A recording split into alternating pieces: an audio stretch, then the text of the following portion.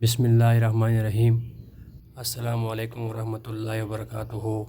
جی ہاں ناظرین، یہ خبر سوشل میڈیا پہ آج کل بڑی تیزی سے وائرل ہو رہی ہے۔ دنیا کے چپے چپے میں اس ٹائم یہ خبر دیکھی جا رہی ہے، لوگ اس کو دیکھ بھی رہے ہیں، پھیلا بھی رہے ہیں۔ آپ کو بتاتا چلیں کہ یہ 12 ربیع الاول کا مہینہ ہے اور آج 12 ربیع الاول ہے، اور آپ دیکھ رہے ہیں کہ مدینہ شریف میں لوگ بڑی تعداد میں روزہ رسول کے گرد جمع ہو گئے ہیں، اور یہ لوگ وہاں پہ میلاد منانا چاہتے ہیں۔ اور آپ کو بتاتے چلیں کہ وہاں کی جو سیکورٹی انتظامات ہے وہ بہت سخت ہے، وہ اس قسم کی خرافات اور اس قسم کی بدعات کو وہاں پہ نہیں ہونے دیتے ہیں۔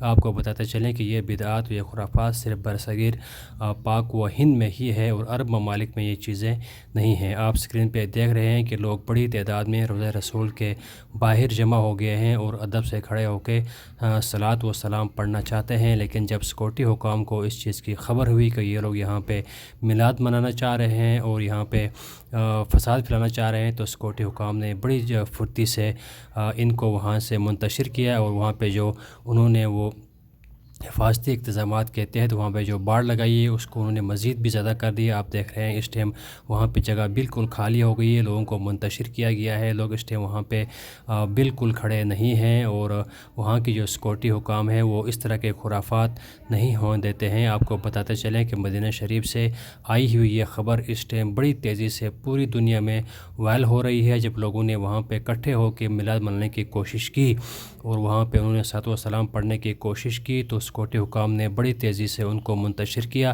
اور روزہ رسول کے باہر کی جگہ کو انہوں نے سیو کر دیا۔ آپ کو بتاتے چلیں کہ سیکورٹی وہاں کے جو انتظامیہ ہے وہ اس طرح کے خرافات کو نہیں ہونے دیتی ہے۔